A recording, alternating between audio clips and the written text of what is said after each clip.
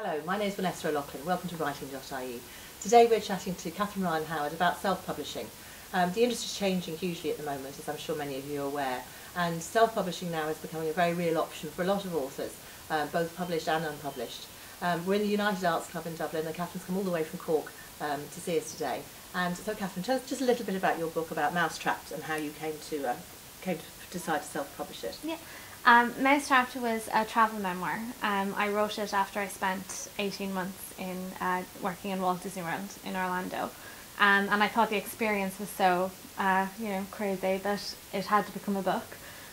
So I wrote the book and I started submitting it to agents and publishers, but it was pretty much universally rejected. But it was rejected with some very good comments. Yes, crucially. Yeah. They all said the same thing, which was, they enjoyed reading it and they thought parts of it, at least anyway, were funny, but there was no market for it, and I completely agreed with them. A very niche book, especially here in Ireland. There really wouldn't be enough people interested in buying it to warrant getting it published. Absolutely. So really, you really were then faced with this, a year's worth of work, 18 months spent at Disney, yeah. And a really, really good book. There was a really good read. You were very confident that publishing industry professionals had liked. Yeah. And so really the next step was to decide what to do with it. And so tell us how that happened. Well, it was in a drawer, gathering dust, and I was just about to just leave it go and, forget about it. But a friend sent me a link to Lulu, which is a print-on-demand website. And what they do is you upload a file, they produce a paperback book, you only have to buy one copy of it yourself, and after that it's published. You can buy it on Amazon and other online retailers, and there's no cost involved because the book is only printed when the order comes in. So once that happens, they take a cut and they give you the rest. So it's risk-free. So I felt, look, it may as well be on there as in a drawer. Absolutely. So I went ahead and did that. Superb. But it sounds, was it complicated? Is it difficult? Was it difficult to do? It actually sounds, I think, a lot more difficult. When I started looking online, I was thinking, God, there's like loads of things that have to go into this. And there is, in the sense that you have cover design and you have interior layout and stuff like that. But the actual process itself is really quite simple. That's kind of the problem because anyone can publish a book. It takes about maybe half an hour just to navigate the site, and obviously it takes a year plus then to write the book, but yeah, it was quite simple overall. From that point of view, that's cool. Yeah. Well, we're going to be talking some more about actually the mechanics of how to get it online. But really, I think it's, for a lot of people, it's the decision to self-publish is a very hard one because really everybody dreams of having that big bestseller with a major publishing house, the big six as we call them. And myself included. Yes, indeed. So was it a hard thing to decide once you found out the technology was there and actually it wasn't that difficult? Was it hard to make that decision for yourself? It wasn't for me because I knew that Mousetrapped was going nowhere. I could keep submitting it to publishers, and maybe one of them would say yes, but if they did, they wouldn't really know what they were doing because of the niche. It was so niche. Yeah. So in that case, it wasn't a difficult decision for me. But it is a difficult decision normally, especially if you have a novel, because you never know, the very next person you send it to might say yes and sprinkle fairy dust to make all your dreams come true. So it is a difficult decision to make, and I think there's a lot of things involved that people can't even imagine. I mean, just offhand there, one of the things is, can I handle bad reviews, which is going to happen to authors, and that's quite a difficult thing to take on yourself when you don't have an editor or publishing house behind you. So there's all sorts of things that you probably can't even imagine. So it's not a decision that should be taken lightly. Absolutely. My editor Sarah was perfect because she had worked in both the American and the British markets.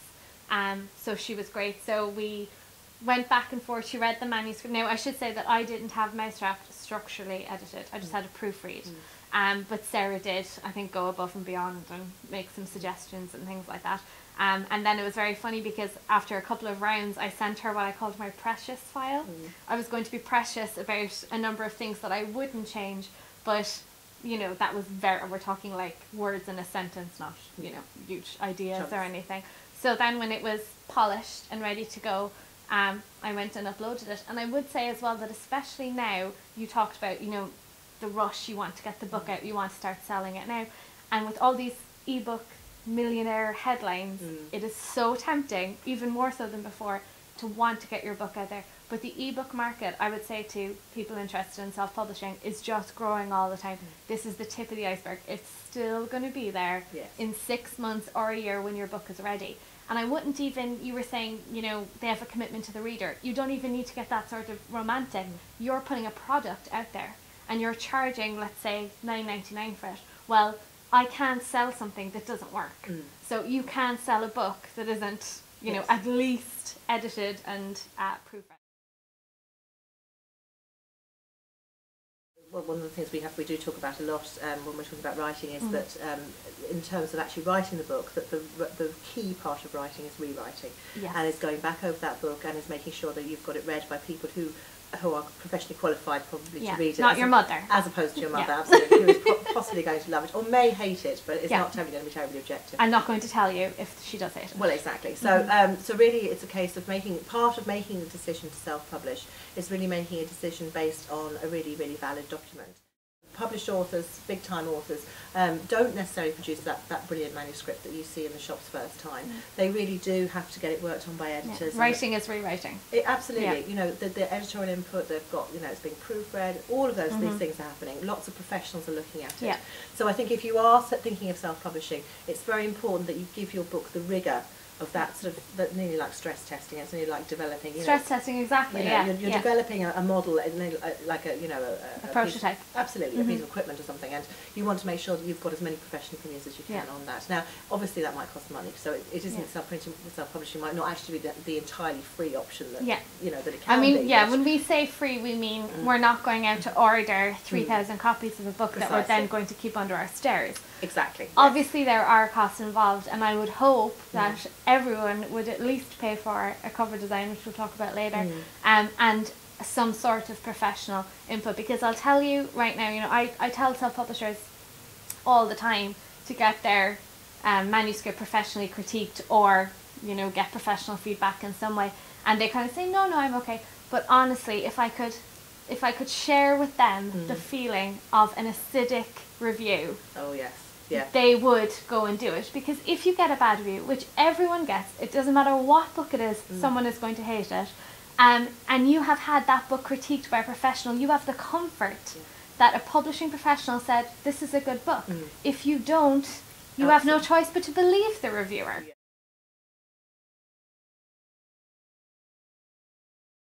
And I think for anybody who has had books rejected, that often the rejections are coming not because it's a bad book, but because maybe it doesn't fit with the publisher's list, maybe it's not something that they can publish at that particular moment in time, maybe it's something that sort of trend-wise isn't quite hitting the nail on the head, or it might be that they have an author on their list already who's very similar to you, and therefore they can't publish another book that's going to be the same. So I think if you're getting what we would call good rejections, which are, you know, we liked this, but sorry, it doesn't fit our list, or you know, rejections like that, then you're in a position to really think about self-publishing. If you're getting faint photocopies saying thanks but no thanks, I wouldn't. Absolutely. I just wouldn't. And I know there is a huge, you know, you just want to self-publish it because you think, okay, the agents or the publishers don't get it. There's people out there who will like it. I like, you know, I call it in my book, self-printed, the selling houses phenomenon, because selling houses was a property program where people were trying to sell their house and someone would go along to help them because nobody had taken a bite. And what would happen is that they would be living in these ridiculous houses, you know, stripper pole in the bedroom, Barbie pink in the living room, just horrible, horrible houses. It would be obvious to everyone. No one was ever going to want to buy the house. But the owner would say, well, I like living here, so surely there is someone else out there who will too. And that is not the attitude you can take with your book if you're going to self-publish. I remember many years ago sending one of the books I'd written into an editor who was working as a freelance editor, but she had worked with Random House and several big authors, and she really didn't like one of the characters in my book, and he was quite fundamental to the story, and I really found it very difficult to take that. But when I sort of put the book away and thought about it, I think sitting on your book is a very important thing to say to people. Absolutely. Put that, I mean, we talk about putting the book in the drawer, and it's very, I'm probably diversifying now slightly off my point, but one of the key things Jonathan Stroud said to me was to read your book, go back to your book and read it as a reader and not as a writer. And the only way you can do that is by putting it away in that drawer. For as long as you can. Exactly. You finish the book, you think that you you're so desperate to get it out there that you just want to go straight to Lulu or create space or wherever and zap it out into the unsuspecting public. But really, you need that time, you need the professional opinion.